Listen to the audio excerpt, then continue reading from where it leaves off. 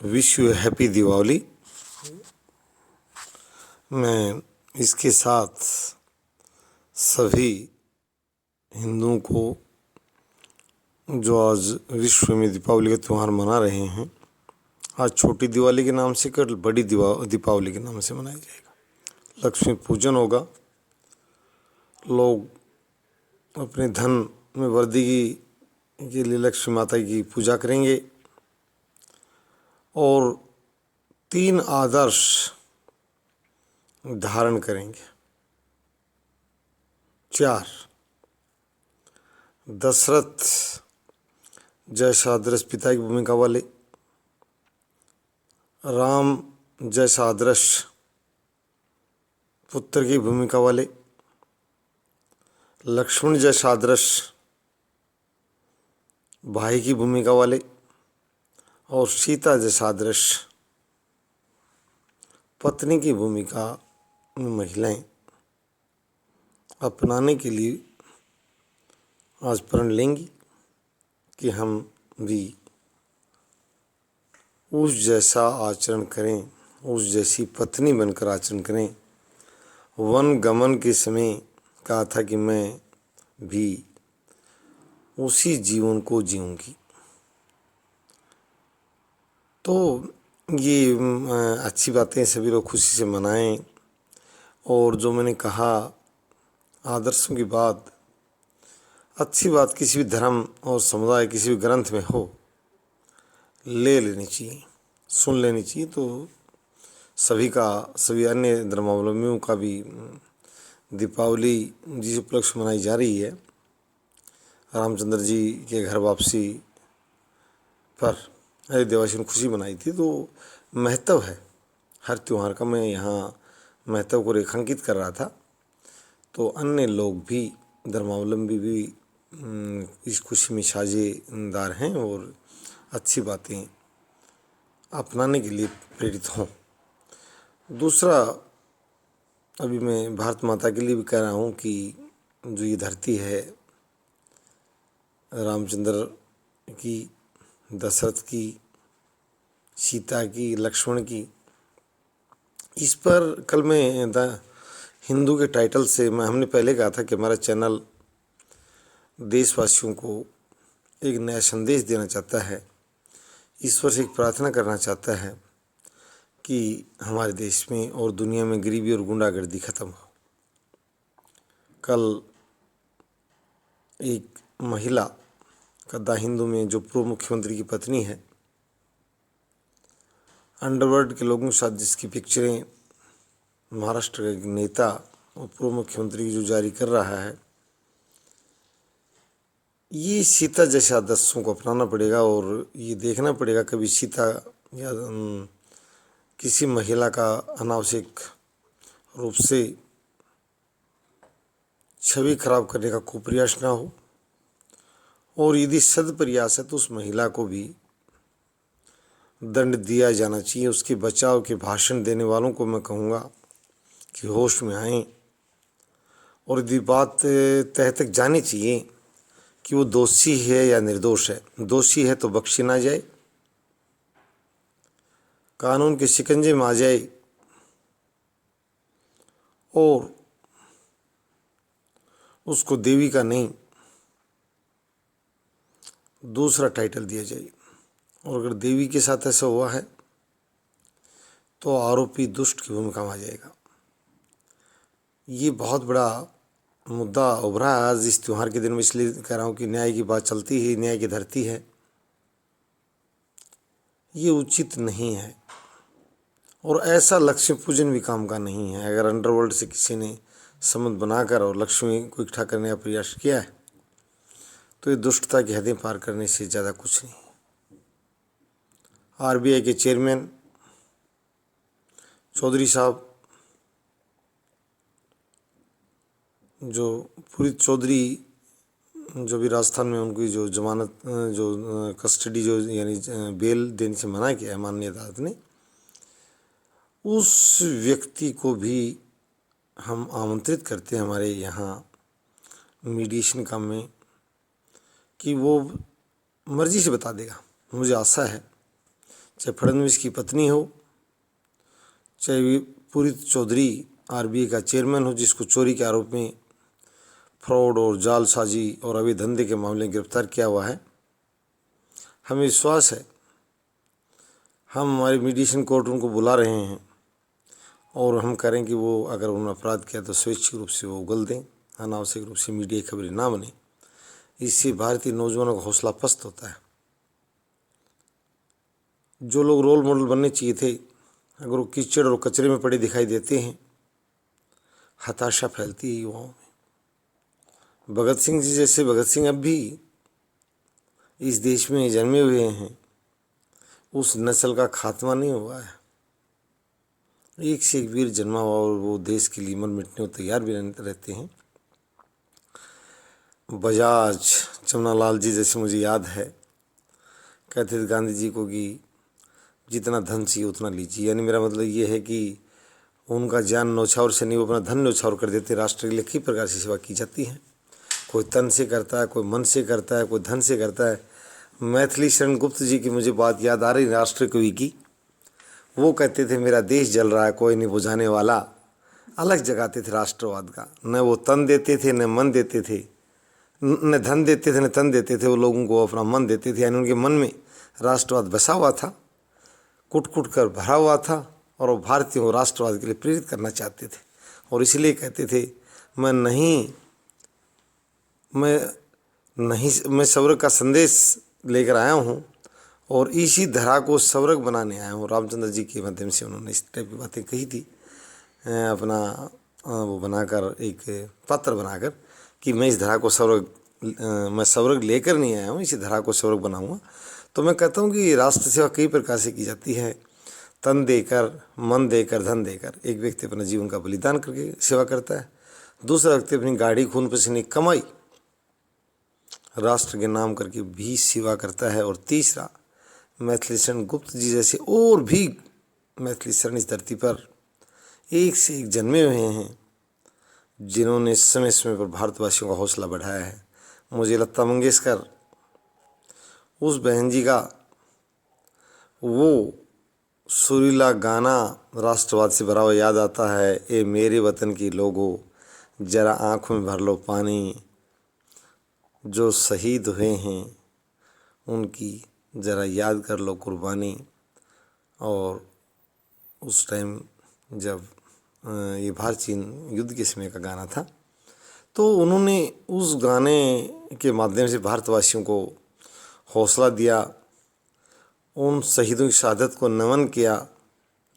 तो आज इस त्यौहार पर मैं कहना चाहूँगा कि एक से बढ़कर लोगों ने इस राष्ट्र को सींचा है, पाला है, पोसा है।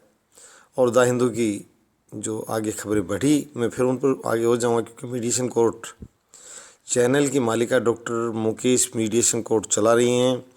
और इन अपराधियों को, जिनको मैं अपराधी नहीं कर रहा हूँ, जिन पर अपराध लगा है वो लोग या तो अपने आप को सोच सिद्ध करें या अपराध स्वीकार कर लें। तीसरा उनका ये कहना है कि किसी अदालत की ज़रूरत नहीं, इससे बड़ी कोई अदालत ही नहीं होती है। अगर अपराध है तो स्वैच्छिक रूप से स्वीकार कर लें, कोई बुरी बात नहीं है। इस पर्व पर प्रण ने चोरी की है। गुरु नानक देव जी कहते हैं झूठ बोली तो शाम को कह दो भैया मैंने झूठ बोली है, दंड देना या न देना आपका काम है। मैं भरतपुर के जज को भी कह रहा हूँ, जिसको कल ही जिसके विरुद्ध सस्पेंशन के ऑर्डर जारी किए हैं माननीय राजस्थान हाई कोर्ट ने, जितेंद्र सिंह, जो एक बहुत ही घिनौने अपराध में पकड़ा गया है। मैं जितेंद्र को कहता हूँ कि वो क्वाडवास अदालत में जल्दी आ जाए, न शर्माए, और अगर अपनी बेशर्मी है तो बात सबको बताए, माफ़ी मांगे और झाड़ू लेकर गौशाला में गोबर झाड़ना शुरू कर दे, गौ माताओं को चारा पिलाना शुरू कर दे, और स्वयं पंचायत के बीच में मुर्गा बनकर ये कहे कि आप सब मिलकर मेरे 500 जूत मारो, मैंने अपराध किया है, आप तय करो कि मुझे जीने का अधिकार दोगे या नहीं, मैं अपराधी हूँ। और वह मीडिएशन कोर्ट लोगों को कहेगा कि अपराध स्वीकार करा, और इस अपराध के बदले जो भी इसका दंड बनता हो, ये बगैर किसी किराए के वकील लिए ये स्वयं स्वीकार करता है कि मैं अपराधी हूँ। इन लोगों को गौशालाओं में गऊओं की सेवा करने के लिए भेज देना चाहिए, जूते मारकर। इनसे धन ऐंठकर इनको नंगा और भूखा कर कर, इससे बड़ी अदालत कोई नहीं होगी। और ये स्वयं आए, लोगों को बताएं, अपने साथियों को, कि गलती हो गई थी, मैं मानव हूँ और उस गलती के लिए मैं पश्चाताप कर रहा हूँ और सज़ा पाने के लिए स्वयं तैयार हूँ। मैंने सज़ा पाई है कि मैं हकदार हूँ।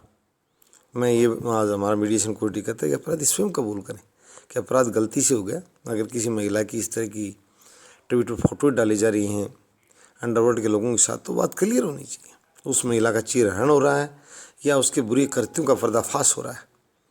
ये उचित नहीं है कि तमाशाबाज बनना कि तुम शीशे के महल में बैठा है, मैं कांच के में बैठा हूँ, ये चोच लेनी चाहिए। मैं उसके पति से भी कहता हूँ कि वो सामने आ जाए।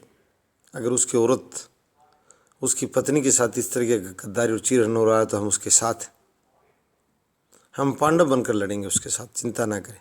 परंतु वो अपना चेहरा छिपाए नहीं, सामने आ जाए कि मेरी पत्नी के साथ ये गद्दारी हुई है और मैं भारत के पूरे समाज का समर्थन मांगता हूँ, हम उसके साथ। यदि वो स्वयं छिपा और बचाव की मुद्रा में आया, ऐसे व्यक्ति का हम साथ नहीं देंगे। मैं देवेंद्र फडणवीस को कह रहा हूँ, जो महाराष्ट्र का पूर्व मुख्यमंत्री है और वरिष्ठ भाजपा नेता है। मैं कहता हूँ घबरा मत, सामने आ जा बिल्कुल, और पब्लिक को आकर बता, जनता वो सामने आकर कि भैया स्थिति ये है, सत्य है या झूठा है, और झूठा है तो हम चाहते कि नवाब अली को भी पीस दिया जाए।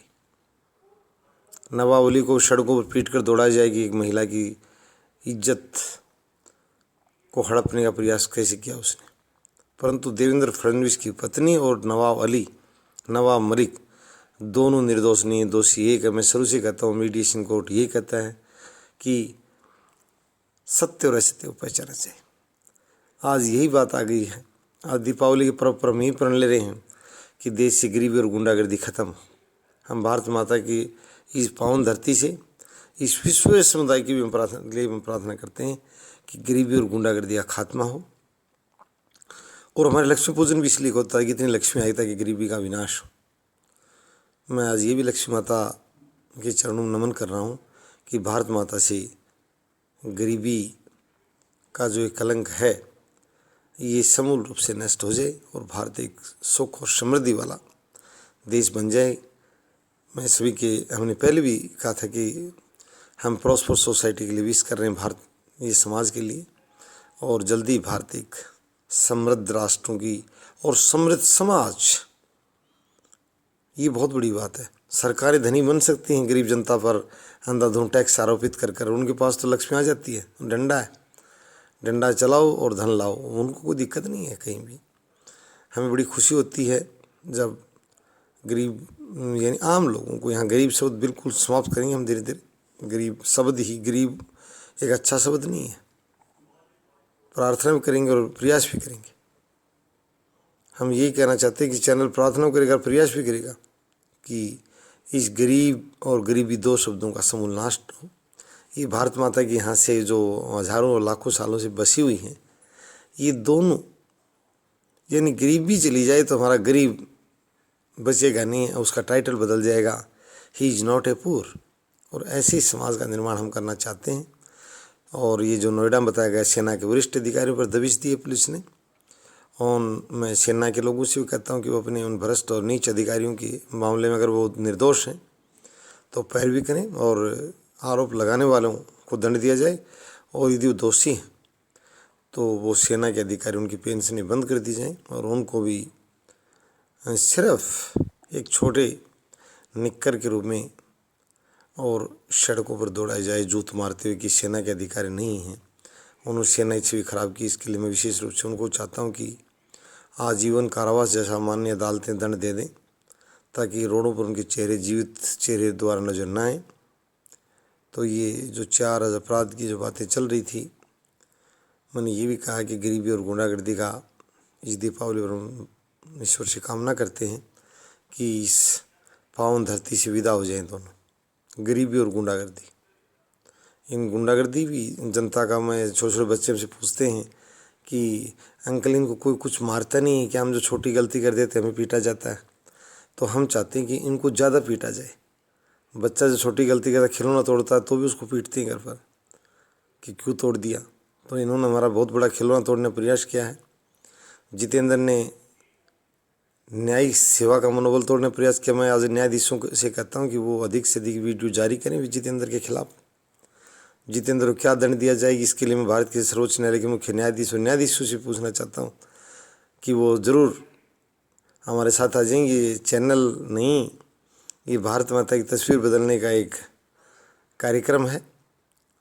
मैं चाहता हूं कि सभी राजस्थान उच्च न्यायालय के न्यायाधीश महोदय को मैं साधुवाद देना चाहता हूं, आभार व्यक्त करना चाहता हूं कि उस दोषी और एक प्रकार से नीच से काम नहीं चलेगा। ये बहुत बड़ा अपराध है। 14 वर्ष के बच्चे के साथ घिनौनी हरकत की है उसने, भारत माता के युवा बच्चे के साथ। और जितेंद्र सिंह को बिल्कुल यदि जला दिया जाए तो कम है। मैं खुला कहना चाहता हूँ, जितेंद्र सिंह सेना के अधिकारी और ये महाराष्ट्र के मुख्यमंत्री की पत्नी का जो मामला सामने आया कि वो डॉन अंडरवर्ल्ड, जो भारत माता की दृष्टि में बहुत बड़े अपराधी हैं, उनसे एक बहुत जिम्मेदार महिला जिसका पति मुख्यमंत्री रहा है, उसके संबंध, और मैं उनकी जिस दल से उस संबंध उसके मुखिया से कहूँगा कि वो इसके लिए कमेंट जारी करे राष्ट्र के नाम, कि वो उसका बचाव कर रहा है या उसको दल से बाहर निकाल रहा है, या उसके दल से संबंधित जो व्यक्ति उसकी पत्नी के साथ अन्याय हुआ है वो मुंह बंद न रखे, क्योंकि ये मुंह बजाते बहुत हैं और मुद्दों पर, ऐसे ही ये संगीन मुद्दों पर मुंह बंद ना करें। और भारतीय न्यायिक सेवा के अधिकारियों से मैं कहता हूं कि जो जितेंद्र भरतपुर का जज जो कल गिरफ्तार हुआ है, सॉरी जो सस्पेंड हुआ है, उस पर भी अपनी कमेंट्री जारी करें। मुझे लग रहा है कभी ऐसी बड़ी संख्या में लोग न्यायिक सेवा न हों जो आगे भी उनको इस तरह की बातें सुनने को मिलें। और जो RBI का चेयरमैन, इसकी बात भी बैंकिंग सेवा के अधिकारी जो फ्रॉड लोन के मामले चल रहे हैं, छोटी ब्रांचों से बड़ी ब्रांचों तक, उनको भी एक अलग से कड़ी सज़ा यानी उनकी संपत्तियां कुर्क करना और एक तेजी के साथ छन रही बैंकिंग सेवा, उस पर भी कार्य किया जाए। तो ये जो मामले आए हैं चारों अपराध के, इन पर एक अच्छी सी तस्वीर पेश की जाए ताकि भविष्य में अपराध कम हो। और मैं इन चारों अपराध के जो आरोप लगे, इन चारों को मैं मीडिएशन कोर्ट में आमंत्रित करता हूं कि वो आएँ और अपनी स्थिति स्पष्ट करें। धन्यवाद।